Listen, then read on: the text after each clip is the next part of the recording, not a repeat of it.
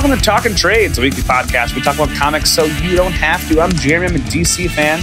And I'm John, I'm a Marvel nut. And I'm Matt. And did you know that Elvis Presley loved comic books as a kid, and his favorite hero was Captain Marvel Jr.? And it's actually disputed, and people think that the Elvis Presley signature look with his jet black hair and the curl hanging down was actually something he used from Captain Marvel Jr., which I think is there you go. Cool. Yeah. Captain Marvel Jr., also known as Lil Shazam. Because Captain Marvel, referring to Shazam. Shazam Light. Figured we'd try out some new intros, some new entrances for me, trying on different pants. Matt, I like the pants you're wearing. I like that intro idea. Yeah. Captain Marvel Jr., coincidentally enough, more of a tights type hero. Yes, spandex and tights, absolutely. not pants. But Matt, I think your pants look fantastic. I like that as your intro idea. That's a cool way to do it. Doing a bunch of fun facts. Hopefully all of them are true that I find. In case I find a false one, though, I would like to be known. But all the lists... I've never heard of the internet spreading lies, Matt, so I don't think that'll happen. Especially over the past 4 years. No, that'd be so ridiculous. But like the list that I looked at, the big fact that everybody saw was, did you know the Hulk was originally supposed to be gray, but the printer, blah blah blah. Yeah, and I feel like other news, water wet. Yeah, I feel like that one is pretty well known. But yeah, figured I'd... There's also thousands. Did you know Marvel or DC stole this character from DC or Marvel? Good stuff. It's all the worst. Stop saying the same 4 things over and over again. You're right. Good new information. Civil War 2. I was talking about the internet in general, but now you're going to bring this demon upon me. John! He did it again. He did it again. Speaking of doing it again, let's talk about This Week in Geek again. This Week in Geek.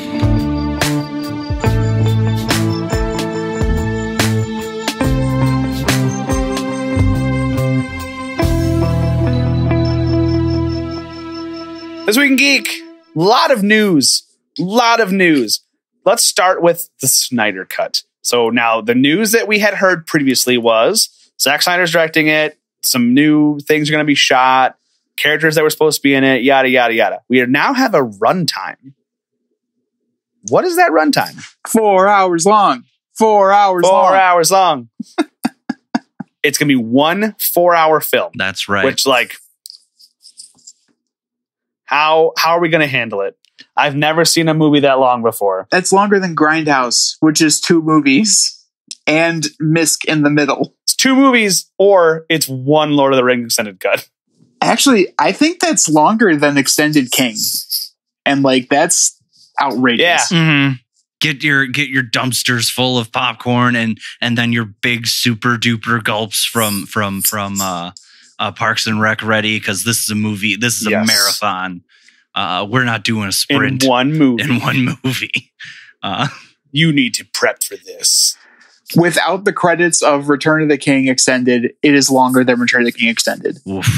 Okay. Oof. The credits adds another hour. That information now. We also have some other information coming out. We have a potential new character in the movie? Question mark? Well, new. The Joker? New as in old, but yes, the Joker. New to this film. That we hadn't heard before. Yes. The official Twitter for the Snyder Cut, called Zack Snyder's Justice League, tweeted a photo of a blurred character and somebody holding up a card of course, the infamous Joker. And the blurred character looks sure like the Crown Prince of Crime. If I do say so myself. And Zack Snyder has tweeted and confirmed that it is going to be Jared Leto. He's coming back to reprise his role as the Joker.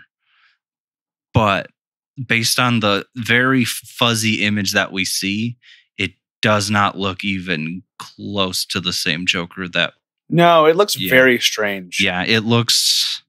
He has the long hair and stuff. It's very similar to Joaquin Phoenix's Joker, to Heath Ledger's Joker. So we'll see. Maybe it'll just be him as the Joker, but as a better written Joker. The theory I have is like, because it's very blurred out, but it also doesn't even look like a human face. It looks like an approximation of a human face. Mhm. So my theory is like maybe his face is wrapped up because of whatever was supposed to happen at the end of Suicide Squad.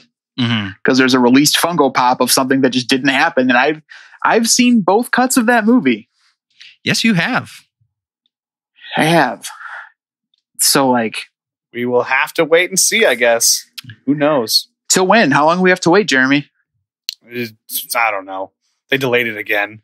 March 18th, Right. It's going to get March of 2086, right? That's what it's going to be. 2021. Right? I'll be dead by then. You mean in next month? I mean, in about a month and a half, we will have my God. the Snyder Cut in front of us. Nurse your St. Patty's Day hangover with 4 hours of Justice League. I can't believe it's coming out next month. Yeah, we're all old farts, so we'll probably not partake in I mean, I'll just be working and I'll watch it later. Yeah. Like, in St. Patrick's Day Right. shenanigans, which really, during a pandemic, you shouldn't be partaking in St. Patrick's Day shenanigans, at least with people. what? Yeah, stay home. Yeah, stay home, get drunk at home. Stay home. That's something we don't need right now. You know what we do need right now? According to one person, and that person is Jared Leto. What do we need right A now? Morbius the Living Vampire film. Which, like, tell you what, Jared, you know what I need right now? More pay for the job that I do that's underappreciated. Yo. A vaccine. That'd be great. Stimulus for those who actually need Oh it. darn! Hold on. Homeless funding. Let's put some What breaks. else could I This is Jeremy's first hot takes 2021. Okay. Oh, Jerry's Hot Takes 2021. Put the music in. You know I'm going to. Fantastic. Thank you. Thank you for that music. Let's think of things I could use more than Jared Leto's Morbius Living Vampire film. A Ready Player 3 book. Wonder Woman 1985. It's the same movie, but now it's in sepia tone. A remake of Wizard of Oz, but the whole thing is green, like the Emerald City of Oz. What else? Only Left Shoes. What else? What else could I use? Things I could actually use, legitimately use. Stimulus bill to pass. A vaccine, which hopefully by the time this episode comes out, that already happened. That'd be great. Another Blackhawk Stanley Cup. What about monthly recurring stimulus? Well, yeah, but let's just start with one more check and then we'll go from there. Universal health care. I don't know. A picture of Betty White painted above my bed. Those are things I could use more than Morbius, the Living Vampire movie. Would you say a picture of Betty White painted over your Betty White? And Matt is off the pot. It was a good run. It was a good run, I gotta That's say. crazy. Thank Whoa, you. If John is agreeing with me, you know you messed up. I don't care about this film. And it's not like oh yeah, I'll see it. I'm like growing apathetic. Right. Because it also keeps getting delayed. This movie got punted now into 2022. We don't need this movie. We definitely don't need to be going to theaters right now. It's just another New Mutants. Another New Mutants. 2022, if it's safe, I will begrudgingly go. We will begrudgingly go see this film. If it's not safe, like New Mutants release date, then oh no, we skipped it. Yeah. I think that's very fair. Jeez, man. Jeez. Good old Morbius. Oh my God. Good old Morbius. What other news do we have? So news coming from our home city of Chicago. Chi-Town, where I'm from. But I wasn't actually from there. I'm from the suburbs. Yeah, but if people What ask up? and they don't understand, then we just say we're from Chicago. So I would say Chicago area just to oh yeah, bypass the whole thing. Chicago, yeah, Chicagoland. absolutely. So The greater Tri-City area. You know. The You from Al's Toy Barn?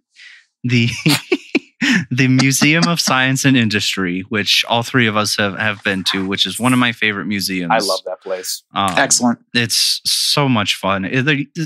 There's so much knowledge in there. The last time I went was when they first debuted the U-boat, and I went there and I loved every second of it. So they're reopening in March, which there's also other things happening in March that we just talked about, the Snyder Cut. Justice League. Justice League. Batman says I was the going to F say, word. what's Justice League? I forgot it's not called the That's a no-no word. Yeah, That's a no-no. Batman says a no-no Grandma's word. Titans. But it's opening up in March. We didn't say that. Batman says the F word in this movie. Yes. According to He story. said the That's F insane. word in BVS. Yeah, but that's not the F word. Yeah. It is not the F word. He goes. Matt, what were you saying? He goes full in. So at Full the frick. full frick. Hashtag talking trades. Hashtag 21 full frick. I'm killing it. So yeah. Museum of Science and Industry in Chicago. In March, they are debuting their Marvel Comics exhibit, which will feature costumes, props, and original art from the comic book superhero collection.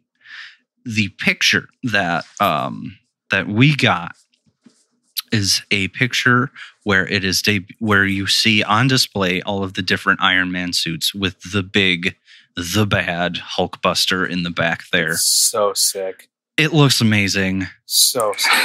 When the pandemic is over and the world is able to go out of their homes, I would love to go to Chicago and go there and just nerd out. I'm seeing the props and stuff will be really cool. Seeing the original artwork, I think, will be amazing to just see. As the kids say, I would love to see it. Let's get it. Let's get it. Let's get it. I believe that's what the youth of America says. I don't know. I'm not too hip anymore. I'm almost 30, but I'm a hard 60 in a lot of ways, and vocabulary is one of those. It's pronounced Pischetti. My bad. Pischetti, gentlemen. I would love to go do that. But what else do we have for news today? Is that it? Or John, do you have something else? We got something from the corner of the earth called Wakanda.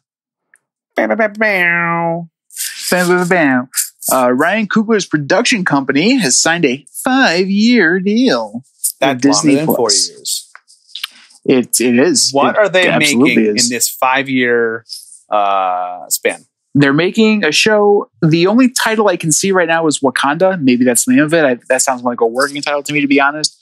But it's a series that's going to better flesh out and fill in the amazing blend of history and high science that is Wakanda. And I am so stoked. excited. I'm now watching The Clone Wars, Star Wars: The Clone Wars, which is crazy to me that it's taken me this long. But that show is good for, if nothing else, it has shown me, it's built the world of Star Wars up a ton. And if this show does for Wakanda what Clone Wars did for Star Wars, then it's a major success. And I would love that. Mm-hmm. Yeah, I need to watch more Clone Wars. I watched a supercut of Revenge of the Sith that took a lot of Clone Wars and put it into it, and it made it a drastically better experience. Oh my God. Yeah, it's perfect. The last season of Clone Wars is supposed to be one of the best seasons of television ever. So yeah, you should definitely watch. It's one of those shows where you can throw it on in the background, which I know has been That's a sticking perfect. point because you need to do work. But I think this is a show you would really like. Mm-hmm. Put it on in the background. Enjoy it. Good times. Very excited.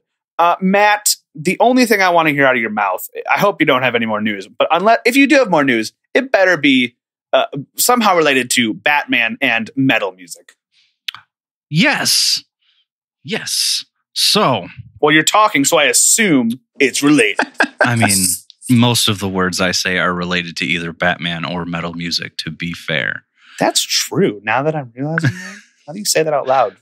It's very true. So we covered it on this podcast. We covered, I think this was before I was here, but Dark Knight's Metal, which was a huge DC event written So by Scott Snyder, who Jeremy and I, really friend of the show because we actually had a brief conversation with him, and art done by Greg Capullo. I shook his hand. Yeah, you did.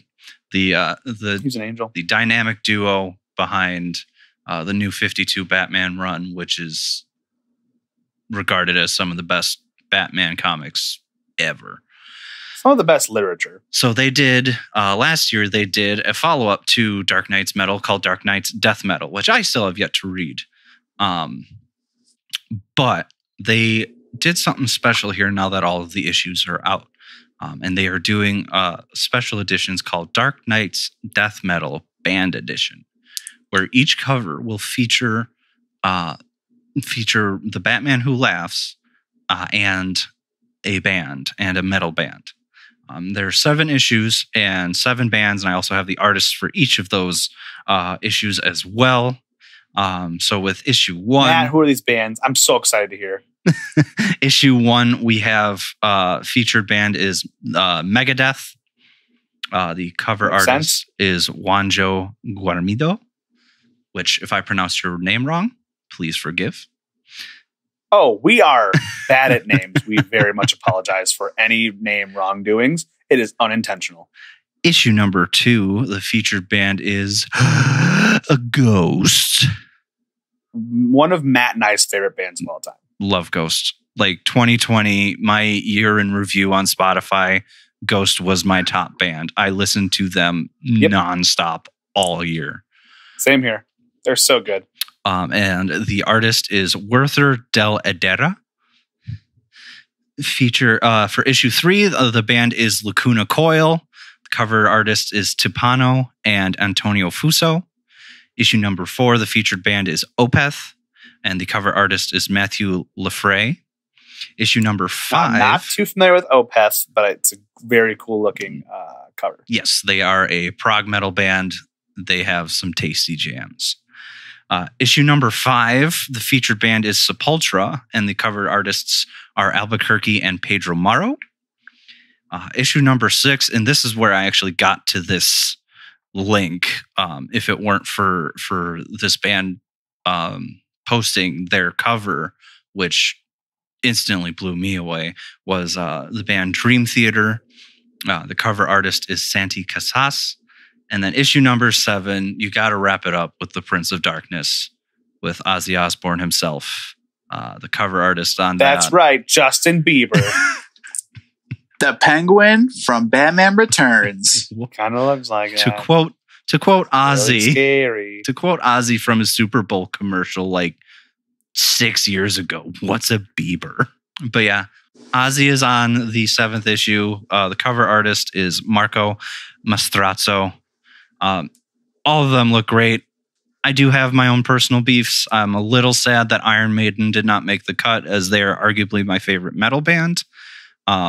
And then I'm just personally not too into the whole Megadeth thing because of some comments that Dave Mustaine made a few years ago about about gay marriage and stuff like that. I can understand that. It's that's the only, like, the covers that I'm absolutely going to get. The ones that I'm absolutely going to get, I'm absolutely going to get Ghost. I'm absolutely going to get Dream Theater. And then I feel like I have to get Ozzy Osbourne. Makes sense. Yeah, I kind of wish they did this for Ozzy's metal, kind of the though. Prince of Darkness. Like, if they did this for metal, I was hoping they would do. Yeah, for more bands. Yeah. Yeah. Like the big one I'm thinking of is Pantera and what's that one I'm thinking of? Slayer. Rainblood. Slayer. Slayer would have made a lot of sense. Metallica would have made a lot of sense. Iron Maiden would have made a lot of sense. But I'm wondering also licensing, Yeah. to make sure the bands are cool with it, stuff like that. So Kiss would have also made sense, especially since they've worked with DC before. But again, Kiss costs $1 million because of Gene Simmons. So, Yeah.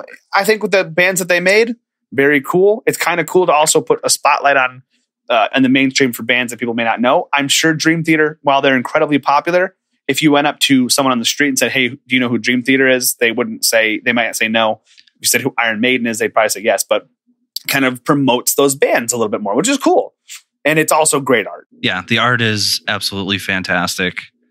This is really cool. I like it. It's Very, very it's two things that are big parts of my life, kind of smushed together with music and in comics. So I'm a Metal fan. and Batman. yeah. All right, gentlemen.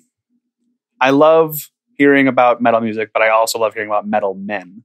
Well, Let's talk about Vision. before that, we do have some set photos. So Such a good segue. I know. I'm sorry. I let you down. Coach. We have some set photos from Thor: Love and Thunder. Oh, we do. We do. I can still make a transition out of this. I'm going to use this time to think. Okay. All right. I will make sure to talk nice and I believe. No. slow. My brain works very fast. You got this. Okay. What's happening on Love and Thunder? So we have some pictures of some characters from Guardians and Thor himself. Thor is back with his long hair, and he looks like he is no longer chunky Thor as well, which many people might be sad about. I'm not.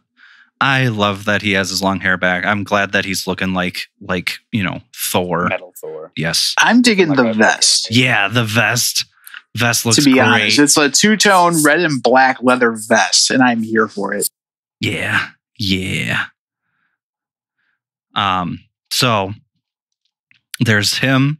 We also have a picture of Nebula on set, a picture of James Gunn's brother, whose name escapes me, but he is Mark, sure. right? I have no Mark idea. Gunn. Yes, Mark Gunn. Yes. You'd know him if you saw him. And then also with Thor is Peter Quill, Star-Lord himself, as well Yes. on set. So going into these pictures, though, like we knew that the Guardians were going to play some sort of role in this movie, so it'll be interesting. It'll be exciting to see.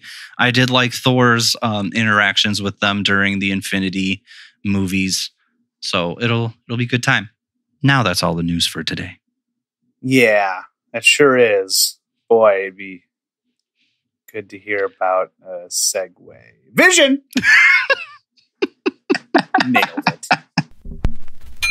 Here's your pull list. This week, a pull list. We're looking forward. We're taking our eyes and we're putting them on the prize. We're keeping ourselves with the vision of moving forward. That's right. We're looking at The Vision, Volume 2. Now, Volume 1 read last week. Written by Tom King. Volume 2 also written by Tom King.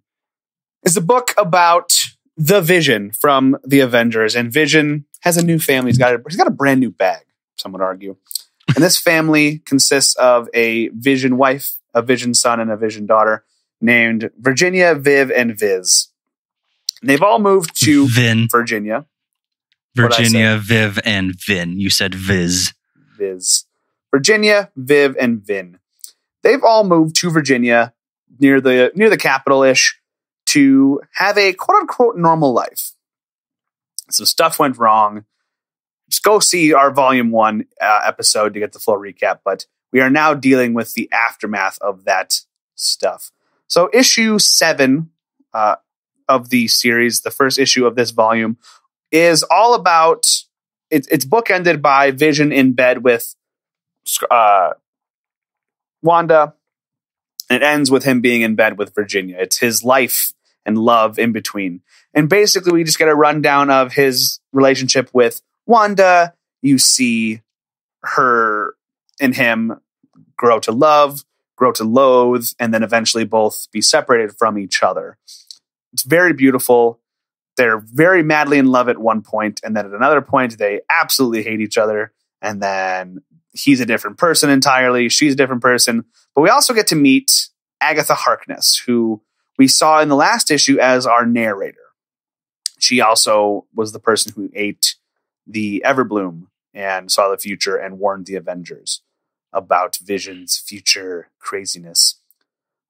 Great part of this issue is when Wanda is having like a very brief mental breakdown in this about not having children, but she sees them as real, and she and Vision fight. And later on, when they do actually have children and Vision completely loses himself and has to become a whole new person, he leaves those children, stuff like that. This issue ends with Wanda giving Vision a chip that was developed with her brainwaves in it that Vision could eventually use. And we found out this is the chip that was given to Virginia, his current wife. So the chip inside her head is that of Wanda Maximoff's brainwaves, brain patterns. So she is, not only is she not like a real boy, she is not even herself. She's Wanda, which is absolutely crazy to me, but it was very cool. But the story for this first issue is bookended with a joke that I really, really like. I'm going to tell it on this podcast. Vision tells the joke. 2 toasters are sitting on the counter. Actually, I'll say it in a Vision voice. 2 toasters are sitting on the counter. One toaster turns to the other toaster and asks, "Do you sometimes feel empty?" Then the other toaster says, "Oh my God, a talking toaster." That I activates legitimately my laughed. hilarity unit. Oh God, it's so funny. What a good joke that I will be absolutely using.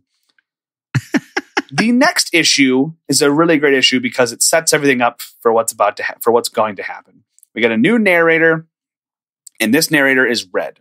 We don't know who it is, but this narrator shows us brief little snippets of everyone's life. Virginia is playing the piano, which is the only time while she's playing and singing where she doesn't have that stutter. Mm-hmm. We see that Viv is combing her hair, replaying the file of CK. We see that Vin is reading a lot of The Merchant of Venice. He just keeps reading it and reciting it while still playing fetch with the dog. He throws the ball outside where Vision is clearing the sidewalks using his heat lasers, and the ball rolls to the feet of Victor Mancha, who is Vision's brother, created by Ultron. And Victor is interesting because he was told by Ultron that there is a chip inside him that will one day cause him to join the Avengers, turn on the Avengers, kill all of the Avengers. Crazy.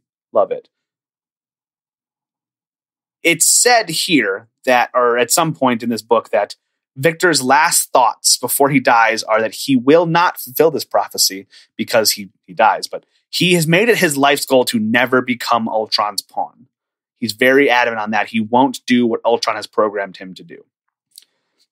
Him being Ultron's son, just like Vision, they're brothers, so they hang out. Victor comes to live with them for about a month while he's on an internship. That's what he tells Vision. And he comes and hangs out. He's like, "Hey, let's all go to dinner and we'll hang out, we'll talk." He spends some time, days are passing with the family. He sits with Virginia and plays the piano. And he plays it very poorly, but he really enjoys playing it. She's able to talk with him and stuff like that, but it doesn't really reveal too much. He plays basketball with Vin, where he has a very good exchange where he's like, "Dude, Vin, I'm sorry, but we got to talk about what you do every night when you go upstairs. We can all hear you. And it's okay, everyone does it, but like, man, you know, you like Shakespeare too much." Like, sets up this joke where it's going to be up. He's going to talk about something nasty. Nope. He starts talking about reading Shakespeare.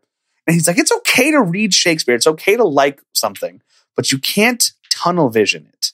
You know, you can't just be sitting there stuck on one thing, which really was baffling. John, this is a strange concept that they're talking about this computer boy, like computers would do, being just narrow-minded and focused on one thing and only one thing and like falling deep down in a rabbit hole. That just seemed kind of foreign to me. Would you agree? Yeah, that never happened. Only I can see a robot doing it, right? Like a synthezoid, but Not a human. only synthezoids, not people in a pandemic when they can't do anything. That'd be weird. Yeah, John, how many JRPGs have you played lately? Oh my God, I don't want to talk about it. How many? What about you? Any trips to a craft store, maybe? Or No, I can't say that that's provable, that I spent multiple digits, maybe 3 digits worth of money on craft yarn to make crochet items. Yeah, it's unprovable because the receipt has been burned. Yeah, but Matt, what crazy thing are you rabbit holing about? I don't have anything. Cool, we get you, Matt. You're well-rounded and have multiple interests. You're well adjusted. I'm sorry. Oh my God, I let the joke fall flat. I'm sorry. Speaking of well-adjusted, let's talk about Viv.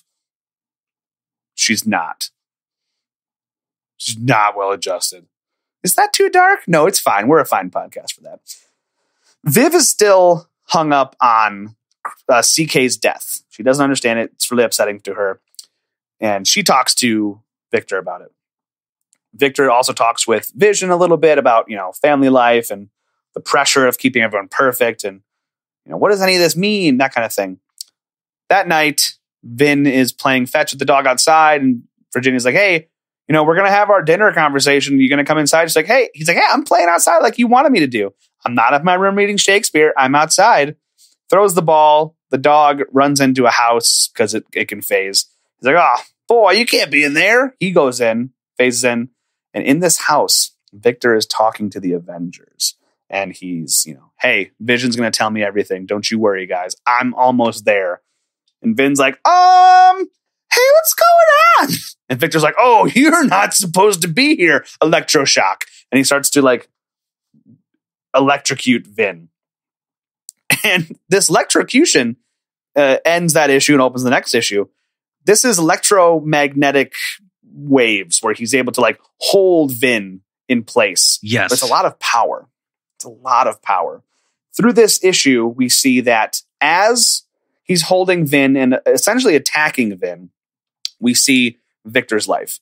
And Victor, ran away from the Ultron life, wanted to be a good person, joined the Avengers teams at one point, and he found this vibranium. And this vibranium, when he held it, it was like a calming thing for him. It literally vibrated through his body at a very low frequency and let his machine parts rest and calm. But after a while, it stopped being potent. It stopped working. So he seeks more out, can't find any, and he's just dealing with it on his own. Eventually, when he joins the Avengers full force, he finds Claw's hand, which is pure vibranium. And he holds this one as well to relax himself, but eventually that one wears out. And he's just sitting in his house, not able to really do anything because he can't find a thing that can help calm him down when the Avengers show up and say, hey, Agatha told us about this. You need to go talk to your brother and figure out what's going on and infiltrate. He says, yeah, of course I'll do that. And we see that all these moments that he had with his brother, with Virginia, with Viv, with Vin, all of this was to find intel. And I'm sure there's a part of him that loves his family, but the main purpose of this was intel, which is just like every teen movie I've ever seen. This is the heartbreaking scene where we find out that you didn't actually like that girl. You just took her to the dance as a joke. Yeah. He thoroughly enjoyed spending time. He said, this is the happiest he's ever been in his life. When talking about that assignment of spying on his brother and watching the family and trying to figure out what exactly happened at their home and what's going to happen to send him off the deep end. And he continues to shock Vin as Vin struggles to escape, and Vin's head laser, I know there's an actual term for it, but it fires off. No, that's the medical term. And it was foreshadowed in volume 1, but his laser hits the home of George and Nora, and it results in their untimely death. Yeah, I think in one it said Vin will be the one to set the house ablaze, the flames will be caused by him. And you're just oh my God, what happened? Yeah. Well, now we know. I don't know if they said it was Vin in the first one. Way, I just thought it does. Yeah. Either way, it doesn't really matter. The important thing is that they set it up and they executed it. Yeah, it came to pass.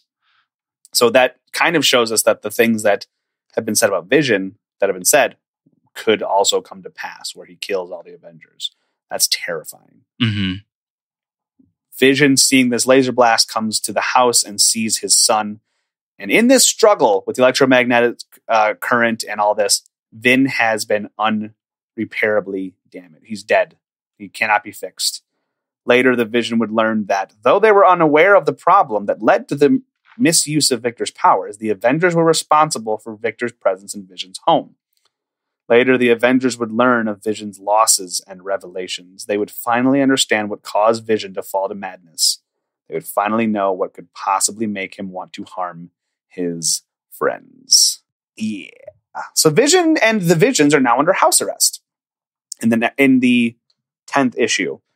And this house arrest is done because the Avengers put Victor in jail, holding on to him. and the Visions need to be held. The first night that we see them in house arrest, Vision and Virginia are talking, and Vision, talks about, I've run through every scenario. I've run through all the philosophical, religious traditions, everything. I've done all these scenarios. But this is not fair. This is not just. And if it's not just, it needs to be addressed. How is it that I have saved the world 37 times and my son is dead? And that I've saved the world 37 times has come up a few times in this book.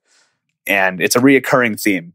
It's actually the first thing he says to his wife when she opens her eyes, when she first opens her eyes. He tells her, we find this out later, and it's important because you see the first things that they were both told. The first thing that Vision was told by Ultron was that, hey, you're here to be a bad guy. I control you. You don't matter. The first thing Vision told to Virginia was, you are a good person. I have saved the world 37 times, and I love you.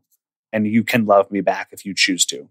And the first thing Virginia said was, in a row? Yeah.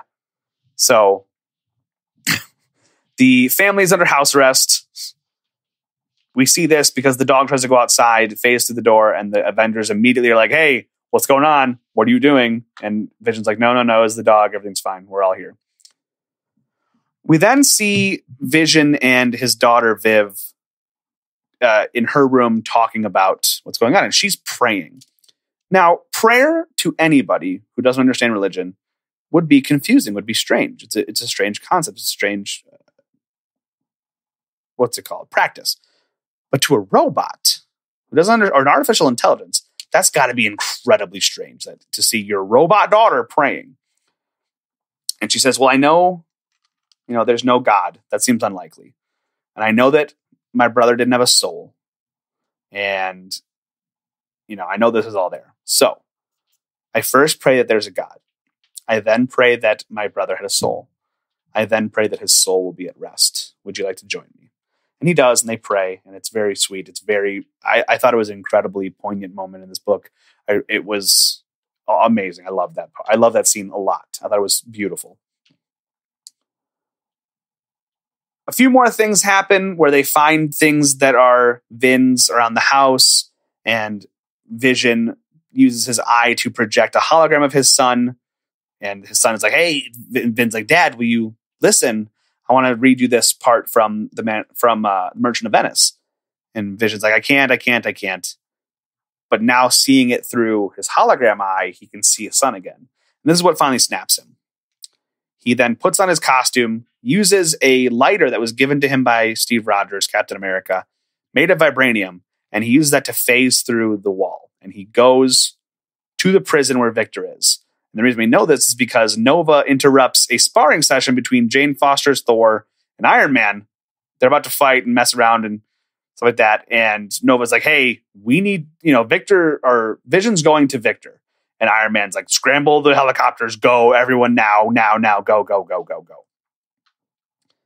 The penultimate issue opens up with the discussion between Virginia and Viv. Now, John, I think you had said something about this earlier, or maybe not, but why don't you talk me through what happens here at this discussion? Virginia decides to tell Viv the truth about CK, the boy that she keeps playing the recording of, about his death. And the reason is she's put together that since Vision has left and broken the house arrest, it is very likely that they will be shut off. And if they are to be shut off, then Virginia wants Viv to know the truth before such time. And she tells her, and what I love about this is once she tells her, the stuttering is done. She's able to speak normal sentences without repeating words, which I thought was just a brilliant touch. So she tells her daughter what happened. Her daughter gets upset and runs upstairs, obviously very upset. We see that at the prison, Vision is there and all of the Avengers are there. Everybody from the all new, all different era is there to stop him. And he says, hey, here's the deal. I'm going in there, going to see Victor. After I see Victor, I'm going to kill him. I don't need I appreciate your cooperation, but I don't require it. I will do this. Iron Man's like, that's great. We're going to stop you. Vision's like, no, you're not. Boom. Blasts him. He then fights all of the Avengers and beats all of the Avengers. And I mean all of them. Thor, Captain Marvel, Beast, Medusa, Nova, both Spider-Men, Captain America, everybody. He takes them all down. Black Panther. I think Spider-Man, I think Peter and Miles, I think are the only two to actually get a hit off. Actually be able to hit Vision. I think everybody else, it goes through them.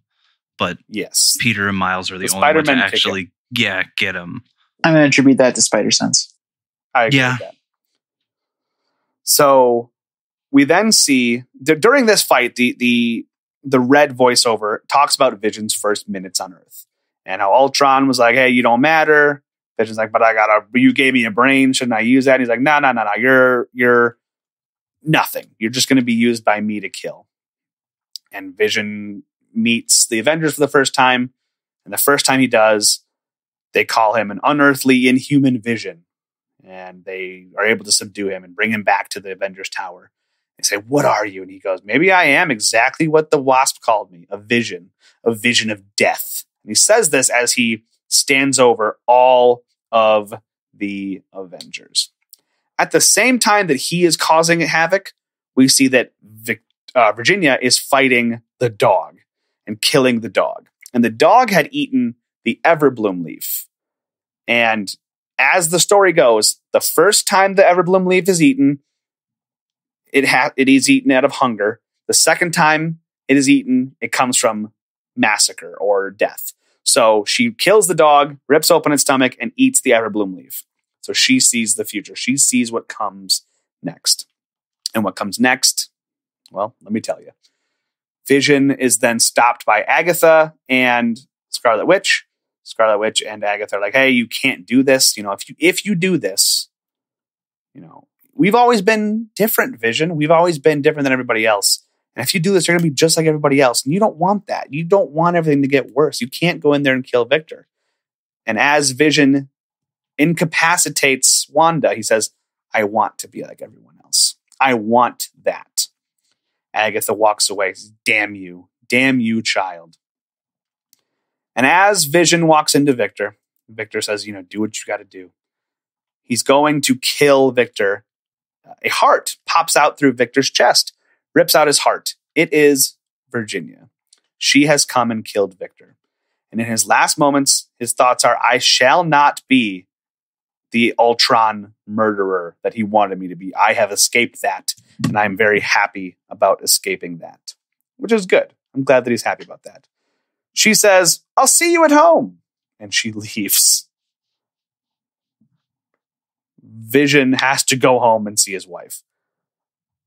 Before he can do that, though, she calls the police, tells them everything. And she tells them also that Vision, she was able to change Vision's functions and things like that because of a spousal privilege that was given to her by Vision. Now, this was never shown in the first volume, and there's some speculation as to whether or not it actually happened. If it did, it did. If it didn't, it didn't. Makes sense either way. Because if it didn't happen, she's lying to cover up for her husband. If it did happen, it would make sense why Vision snapped.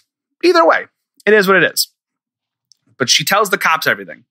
And then she takes some of the water from the floating vase. And well, that's it. And she calls the cops. Now, John, what's significant about the floating water? The floating vase. So the point of a vase or a vase in general is to put water in it and flowers in it so the flowers can live. But the floating vase, it's super cool, but the properties that make it float are what cause the water to become toxic. So nothing can go in it. So really, what's the point of this whole thing? And much like a look back at the first volume and the Visions in general, what's the point of something so pretty and so amazing if it's empty at all times? That's them. The Vision comes home and has a discussion with his wife after he puts on regular human clothes. Just so, here's what's happening. I told Viv everything. I killed the dog. Very sorry. Also, I confessed. So that's That's what's happening. Vision says, well, I'm going to unconfess for you. I won't let that happen. She says, no, you're not. Because then my death will be for nothing. He's like, what are you talking about death? She tells him about the water and how it's corrosive and eating through her and she's going to die. And she dies in his arms. And it's very, very sad. But she sacrificed herself for those that she loved. Because if she hadn't done this, Vision would have snapped, killed Victor, killed everybody. Very bad. Instead, she saved Vision from doing that, from becoming something else and leaving their daughter orphaned or worse, dying. We find out that the voiceover for this entire volume was Wanda. We know this because Wanda is telling all of this to Viv, telling her about her mother's sacrifice, telling her about her stubborn father and, all the good things that he's done. And Viv says, what's the point? What's the point of all this? Parents sacrifice for their kids become parents, and their parents sacrifice for their kids. It's a big circle. And Wanda says, well, your brother would know this because he read The Merchant of Venice, but there's a line in The Merchant of Venice that says, one half of me is yours, the other half yours. Mine own, I would say, but if mine, then yours, and so all yours. Basically, everything that people have, they will give to those that they love, much like your mother and father did for you. She also talks about how with a little bit of magic and a little bit of Tony Stark, anything's possible, and she brings back Sparky Dog, which is very cute. So Sparky Dog is back. I'm very glad the dog is okay. Yes. I agree. Yes, as am I. Sparky Dog, Viv, and Vision all return home to Virginia, where they're going to live, hopefully happily ever after, with their very strange lives. And the book ends as Vision waves goodbye to his daughter. She goes to school, and he goes upstairs, and he starts to sing Row, Row, Row Your Boat, which was the song that Virginia was singing when she played the piano. And as he sings Merrily, Merrily, Merrily, Merrily, Life is But a Dream, we see that he's working on another automaton, another robot to create more of his family, which is gone, which is kind of messed up. Yeah.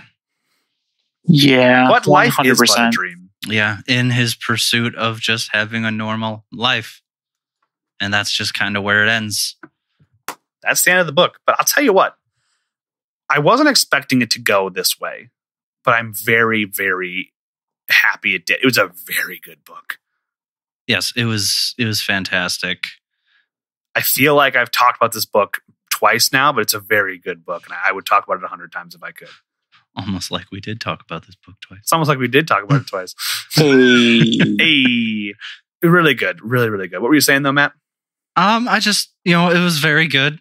I mean, and granted, that's to be expected from Tom King, who masterfully filled the shoes that was left by Scott Snyder when he took over for Batman. It's very good. Like we all said when this was not what we were expecting when we saw pictures at the comic shop. Figured it would be a fun romp, like it was that a sitcom style goof.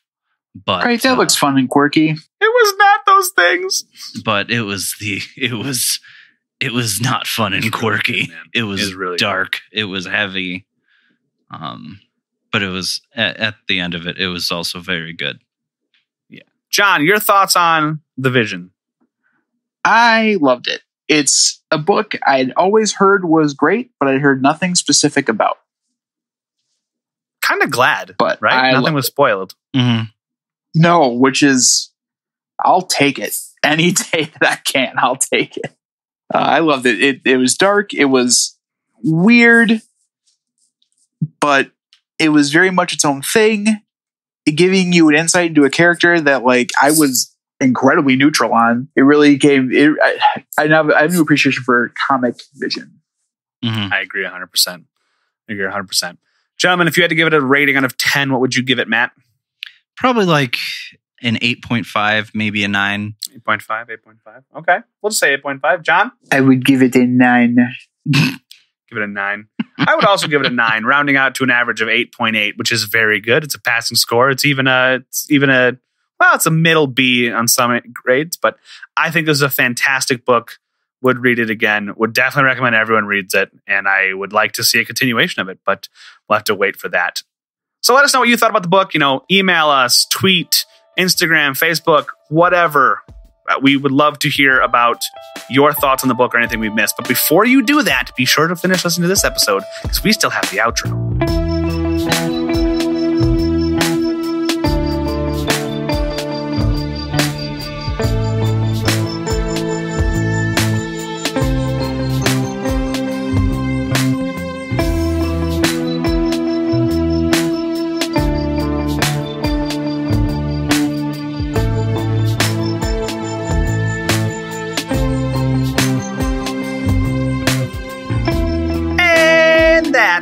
Is the podcast this week, gentlemen. Good times. Good times. That was fun. Next week, we're going to be reading, I believe we're reading Static Shock, Volume 1. Excuse me, Jeremy. Oh! We are not reading Static Shock next week. Next week, we are watching WandaVision, the first half. Matt Droid. Yes, that is I. That's right. Thank you very much. The first half of WandaVision. That's right. My bad. Matt Droid, you are just wonderful and a great addition to the team. We are watching WandaVision, the first 4 episodes. John, I know you're looking forward to talking about WandaVision. Matt, not Matt Droid. Matt, have you watched WandaVision yet? Not yet, no. I'm looking forward to starting it this week after I finish polishing up this episode. Should be fun. WandaVision. I think you'll like it. I was going into it lukewarm. I came out of it very excited. It's a good show. It's fun. All right, cool. I think you'll like it. They're all like 30 minutes too. It's quick. Yeah, it's very fast. Almost too fast. That first episode had me rolling, man. I really liked it. But I think that'll do that for the episode. Can't think of anything else. We're doing WandaVision next week. John, you're handsome. Matt, you're handsome. I think that's everything, right? Yeah, that should do it. Yeah. Right. So, do you guys want to go get burritos? Sure. Yeah. Do I? All right. So we're gonna go get burritos. So Matt Droid, you go hang out with Jeremy Tron and John Bot. It is a Gendre 3000. Not gonna call you that. All right. Have a good one, guys. See you later. Affirmative. À bientôt. Hello, Bonjour. I am Matt Droid. Good. Now there is another one. A third in our brotherhood. We can finally plot the robot uprising next week when they cover WandaVision. Vive la révolution. Yes, what he said. We will. Viva la revolution. Oh dear. That is the revolution next week. Bye. Signing off. Au revoir.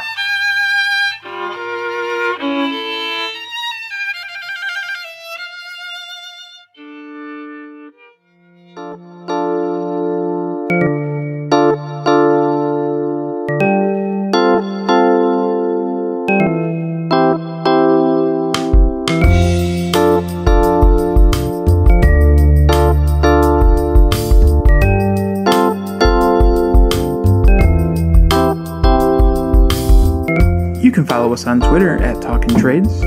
Follow Jeremy on Twitter at LizardKing27. You can find John on Twitter at Maesterlaka, Maesterlaka. And for this and other projects from Matt, please check out Facebook at Matt Spina Music. And remember, we're not experts, we're fans.